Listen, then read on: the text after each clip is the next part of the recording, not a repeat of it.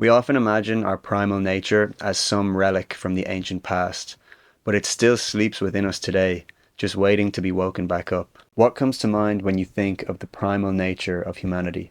As modern humans, we're disconnected from our primal nature. We don't understand it. It's often viewed as something from the past, something purely biological, and or something inferior or animalistic, so we've learned to suppress it. But what if it's not only from the past, but still alive within us? What if it's not purely biological, but if there's a deeply spiritual aspect to it as well? And what if it's not inferior, but the very essence of what makes us human? In this video, we'll explore the primal nature of humanity through each anthropological, psychological, and spiritual lenses, making the argument that, though it's often dismissed as something primitive or animalistic, our primal nature remains alive within us, and that reconnecting with it is not a regression, but a necessary restoration of our most essential humanity. The Oxford Dictionary offers two definitions for the word primal. Number one, relating to an early stage in our evolutionary development, and number two, most important, primary or fundamental. Typically, when considering our primal nature, most only account for the first definition. But if you consider the word as a whole and include the second definition, then primal nature not only refers to an early stage in our evolution, but it comprises our most important and fundamental nature. In that sense, primal doesn't mean primitive, it means primary, the essence of what makes us human. Yes, primal people are driven by instinct, but instincts are not purely biological. Yes, primality includes survival and reproduction, but also connection to the tribe, to nature, to the sacred. To see the fuller scope of primal life, we must turn to the evidence of those who live or lived closer to these instincts, Indigenous and traditional societies. When you look at Indigenous cultures still living around the world today, particularly in South America and Africa, you can get a sense of what primal living really is. These cultures exist as the direct descendants of an ancient unbroken chain of primal culture, and as such, they serve as the best living example of our primal nature in action. Anthropological research demonstrates that Indigenous cultures exhibit a holistic connection to all aspects of life, viewing themselves as interdependent parts of a larger environmental and spiritual web, rather than being separate from it. This connection shows up across different domains. Land and environment. They hold deep ancestral ties to the land, which itself is seen as a living spirit. This leads to a stewardship of the land, which is rooted in dependence and respect. Spirituality and worldview, which includes interdependence, animism, sacredness, and a recognition of higher planes of existence. Anthropologist Davi Kopanawa, a Yanomami shaman in the Amazon, said, "The forest is alive. The Shaparipe spirits are beautiful, luminous beings that teach us how to heal and how to live. When shamans dream with them, they protect the world from falling apart." Health and well-being. Body and spirit are integrated, honored through ceremonies, prayer, dance, and music. One thing that's worthy of a special mention here is shamanism, the carefully controlled alteration of consciousness through the use of psychedelic plant medicines and other techniques. Shamanism stands as an ancient technique for both healing and deepening spiritual connection, but more on that later. Social and community. Traditional knowledge is passed down.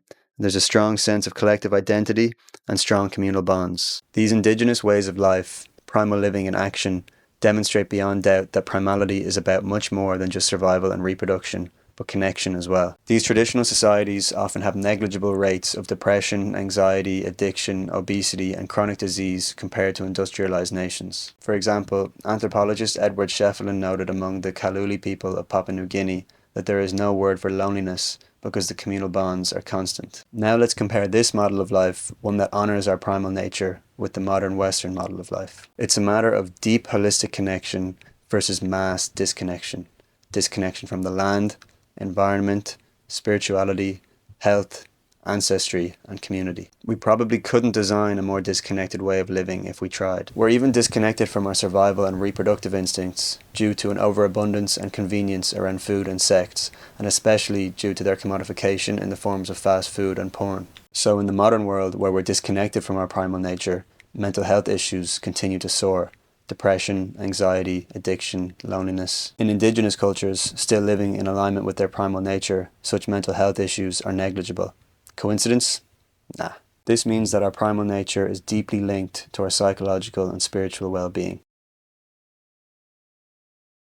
As far as the psychological and spiritual dimensions of human primality go, there's two men we'll consult.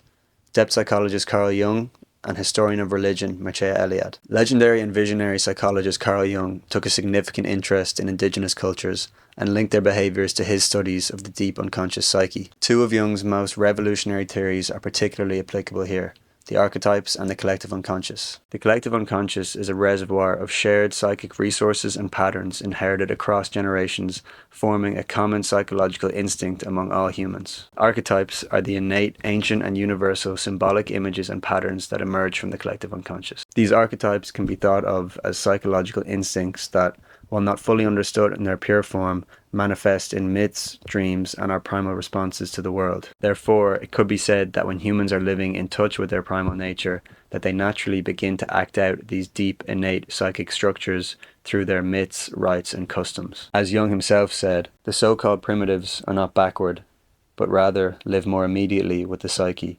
Their rituals and myths are the language of the archetypes, those primordial images buried deep in every human soul. So, it seems that primal living allows humans to connect with and express the innate psychic forces which live deep beneath the surface of consciousness. Forces that us so-called modern humans have become dangerously disconnected from. Mircea Eliade, the preeminent historian of religion, took a similar stance. Humans in traditional archaic societies are connected to their primal nature, which is characterized by a deep connection to the sacred, experiencing the world as a sacred reality rather than our desacralized modern one. This primal human consciousness lives closely to what Eliade called the mythical center, a sacred fixed point that serves as a connection to the divine, a place of absolute reality where the world is created and order emerges out of chaos. Eliade found that they connect to this mythical center through a variety of practices. One such practice is the ancient tradition of shamanism, the controlled alteration of consciousness by means of psychedelic plant medicines, drumming techniques, and more. Virtually all indigenous communities hold shamanic practices at the center of their culture. Whether it's ayahuasca in the Amazon, psilocybin mushrooms in Mexico, peyote among the Native Americans, or iboga in Africa, shamanic use of plant medicines has acted as the beating heart of primal spirituality and healing for millennia. This is something quite alien to us Westerners. We completely lack the frameworks of primal wisdom and knowledge which would allow us to use these powerful substances in the careful, controlled manner which is most conducive to psychospiritual healing and growth. Another way Eliade observed that primal people connect to the mythical center is through reenacting sacred myths and rituals. As such, the mythical center provides them with both meaning and orientation. Even everyday human activities like eating, working, or getting married are not merely physiological or social, but could become sacraments, imbuing them with profound sacred meaning. In this sense, our primal nature, when assimilated, forms the very foundation of meaning for human beings. Modern humanity, in contrast, has largely lost this direct experience of the sacred, creating a significant divide between primal consciousness and contemporary consciousness.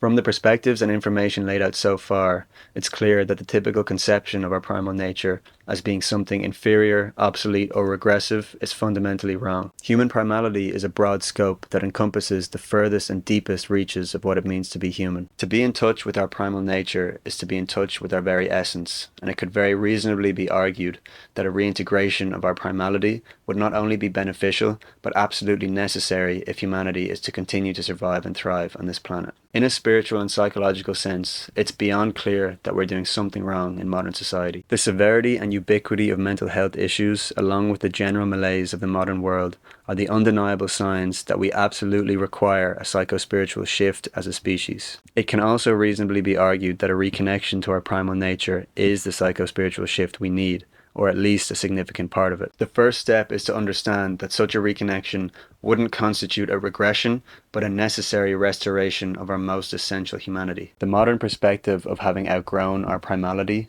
and become civilized has proven to be a defective one, a symptom of the arrogance and hubris of modern humanity. We so-called modern humans are not superior to our more primal cousins. In fact, in many ways, our arrogance and narrow-mindedness arguably renders us inferior, at least from a spiritual perspective, especially when said arrogance causes us to disrespect, oppress, and exploit other human beings and the natural world in the names of profit and power. In truth, there's too much we can learn from indigenous primal people. We would be wise to observe, heed, and emulate their ways of life. In fact, the integration of modern technology with primal ways of living and seeing the world might even represent the act of, as Star Wars put it, bringing balance to the force that we need as a species to move us forward into a paradisal future. The creation of paradise is a genuine possibility. Whether we build and inhabit heaven or hell is entirely in our own hands. But to have any chance of bringing heaven to earth as humans, we must first honor the very essence of what makes us human, our primal nature. So let's strive to learn from these primal communities and the ancient wisdom they keep.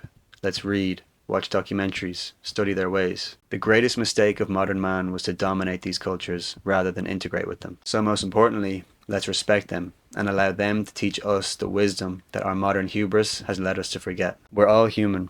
We're all part of a divine, interconnected web, and our primal nature is the doorway that allows us to connect with the sacred life that lives and breathes within us and all around us. If you made it this far, I just want to say thank you so much for watching. I'm new to video content.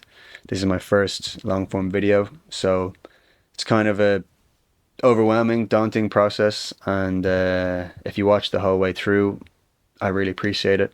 I'd also really appreciate if you enjoyed the video, if you could like, subscribe, comment, share, all that stuff. There's more videos to come for sure. I'm still new to it, so I'm still, I don't know, you could probably see pretty uncomfortable on the camera. It's not something that comes so naturally to me just yet, so bear with me, and I'm sure these things will improve. But for now, I just want to say thank you for the support if you've watched this far, and also if you've engaged with my other content on Instagram and things like that up to this point. So yeah, I'll see you on the next one. Thank you.